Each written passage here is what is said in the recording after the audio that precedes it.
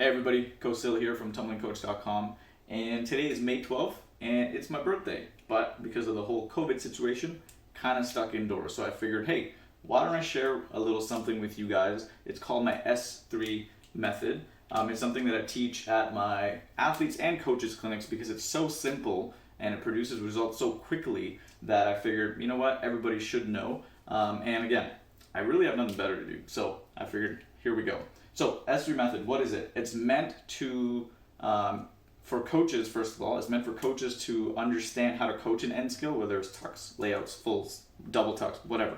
And it's meant for athletes to remember their corrections in a simple manner. Because as you guys know, when you're tumbling, you can't remember 50 million things, right? You can only remember one or two. With your help of your coach, you can manage three. But generally speaking, one of these three things will change the way that your end skill executes, hopefully for the better. So here we go. The first S, or the first step, is called sit. Okay. Now obviously everybody knows you got to set, right, for your end skills, but here's the key thing. Everybody knows that you got to get your arms up, right? Whether you're coming out of a round off or preferably a round and back handspring, when you come out of it, a lot of people think, okay, set means arms up. Great. Not good enough. Okay, or not at the level you'd want it to be at if you want to execute really well. The key is to remember that for the set, your arms should be behind your ears and also tight. So this is, it's tight and behind the ears. Okay, you should be able to see the ears of the athletes when they're setting.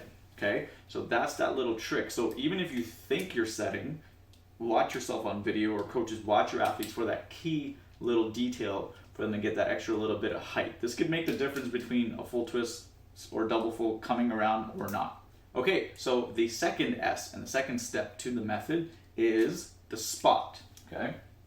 Now, I don't mean spotting as in like a coach physically spotting an athlete. What I mean by spot is what you do with your eyes. Okay, so as an athlete, this is why I kind of, when athletes say like, oh, I close my eyes when I tumble, it's like, no, we got to fix that. Okay, so you need to be spotting, okay, before you actually execute. So once you set, your eyes should be spotting. Now, some coaches will say down ahead. I like to say out in front, but either way, one or the other works. Okay, when you spot something in front of you or slightly below, where does your chin go? Well, it has to be neutral, right?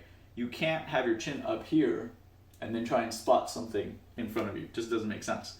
So now if you're a coach, if you want to say chin in, that's cool. Obviously you can use that correction, but when an athlete spots something before they flip their skill, which we'll get to in a second, obviously it's a lot more comfortable. You know where you are. It's only scary at first, but now when you get used to it, like especially now, if I had to do a back tuck, I mean, if I couldn't see and spot what's in front of me, I would be scared. I'd be like, something is going wrong. Okay, it should be normal for you to spot something in front of you before you get to the next step.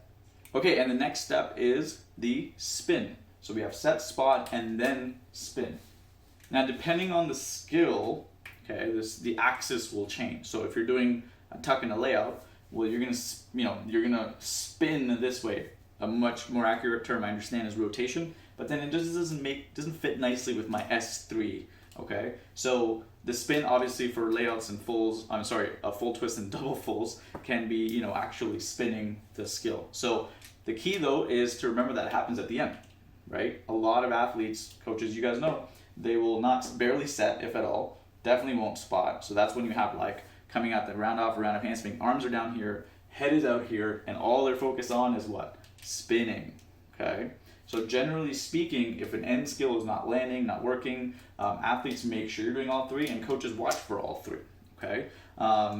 Obviously, there's tons of drills you can do on each one of these, but this is a good little way to remember what to do when things are going wrong. So coaches, send this video to your athletes and be like, hey, watch this. And then hopefully, really hopefully when we're getting back into the gym, or if you're one of the lucky gyms that are allowed to open, you can start implementing this right away. And athletes, make sure you watch it so that when your coach says, hey, you know what, you didn't look like you spotted anything before you spun.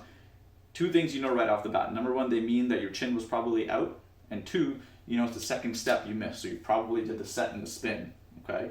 Or if they say, hey, you need to set more, then you know that what they mean is obviously you got to do the first step and also get your arms behind the ears so you can get that extra little bit of height. So I hope that was helpful. Thank you for spending time with me on my birthday. Feel free to share this video with everybody you know. And if you have any questions, feel free to drop them in the comments below. Also, if you're interested in content like this, feel free to join my Tumbling Coach newsletter. If you're watching this video on social media, my newsletter subscribers got access to it beforehand, so they get first access to it. It's free to join. Just click that link below and off you go. Anyways, take care everybody. I'll see you guys later.